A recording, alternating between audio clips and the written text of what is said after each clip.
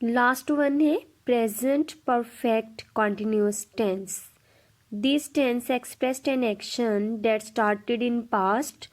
किसी ऐसे एक्शन को ये एक्सप्रेस करता है जो कि पास्ट में स्टार्ट हुआ था एंड कंटिन्यूड और जारी है टू प्रेजेंट, प्रेजेंट तक वो जारी रहा, और रिसेंटली स्टॉप या वो रिसेंटली स्टॉप हो चुका हो। इसे कहते हैं present perfect continuous tense. Basic structure इसका बाकी सबसे ज़रा डिफरेंट है, इसलिए ज़रा इस पर कंसंट्रेट कीजिएगा। अफर्मेटिव यानी सिंपल टेंस के लिए इसका जो स्ट्रक्चर है वो कुछ इस तरह है।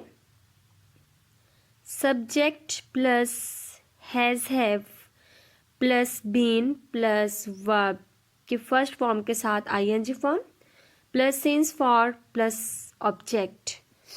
देखिए ये प्रेजेंट परफेक्ट कॉन्टिन्यूस टेंस है।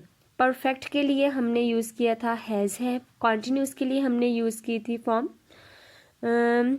हेल्पिंग वर्ब हमने जो यूज़ किया था कॉन्टिन्यूस के लिए वो किया था फोर्थ फॉर्म, आईएनजी वाली फॉर्म। अब यहाँ पर परफेक्ट भी आ चुका है और कॉन्टिन्यूस भी आ चुका है, हमने इनको जो है वो साथ साथ लेके चलने। अब देखें जैसे परफेक्ट के हिसाब से हैज़ हैव आ गया है और कंटिन्यूस के हिसाब से आईएनजी आ गया। ये आपके याद रखने के लिए है। परफेक्ट कॉन्टिन्यूस को जब हम कंबाइन करेंगे तो हम बीच में वर्ड बीन यूज़ करेंगे, इस तरह से ये परफेक्ट कॉन्टिन्यूस टेंस हो जाएगा। For example he has been playing. देखें इसमें जो helping verb has have use होगा, ठीक है, उसके हिसाब से हम ही के साथ हैज़ लगाएंगे, ही हैज़ बीन प्लेइंग। फिर जो वर्ब है वर्ब की इसमें फॉर्म आ जाएगी ING form. He has been playing football for 2 hours। 2 घंटों से वो फुटबॉल खेल रहा है। सिंस और फॉर का यूज़ मैं आपको आगे चल के बताऊंगी।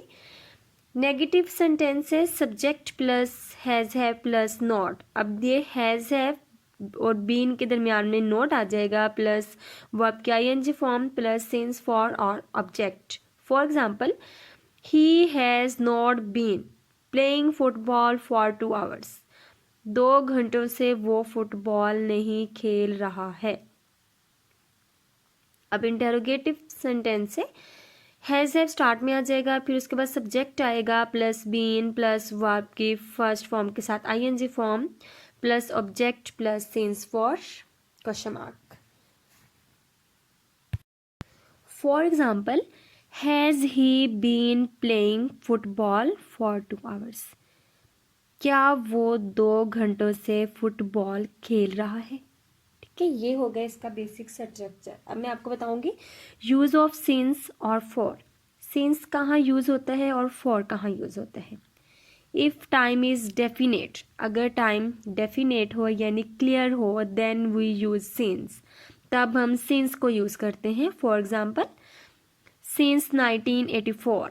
देखिए हमारे पास एग्जैक्ट उन्होंने एक ईयर दिया हुआ है कि 1984, तब हम सिंस यूज़ करेंगे कि टाइम हमारे पास डेफिनेट है, क्लियर है। सिंस मंडे, डे हमारे पास एग्जैक्ट डे है कि मंडे से सिंस मंडे यूज़ होगा। सिंस जून मंथ हमें एग्जैक्ट दिया गया है जून। सिंस 8 o'clock, टाइम हमारे पास एग्जैक्ट है 8 o'clock। सिंस मॉर्निंग, ठीक है, ये भी हमारे पास एग्जैक्ट है। इसके बाद है for. If time is indefinite we use for. अगर टाइम इनडेफिनेट हो यानी वेग हो, क्लियर ना हो, तो हम फॉर को यूज़ करते हैं। For example for 5 months। 5 months से अब हमें क्या पता कौन से 5 months हैं, कोई भी 5 months हो सकते हैं, ये क्लियर नहीं है, तो यहाँ हम फॉर यूज़ करेंगे। फॉर 2 days, कौन से 2 days हैं नहीं पता। फॉर 7 minutes, 7 minutes कौन से 7 minutes हैं ये भी नहीं पता। फॉर 3 weeks, कौन से 3 weeks हैं ये भी क्लियर नहीं है। तो जहाँ सिचुएशन क्लियर नहीं होगी हम फॉर को यूज़ करेंगे, और जहाँ सिचुएशन हमारे पास क्लियर होगी हम वहाँ सिंस को यूज़ करेंगे। अब देखें यूजेज एंड एग्जाम्पल्स, इसका यूज़ और एग्जाम्पल्स।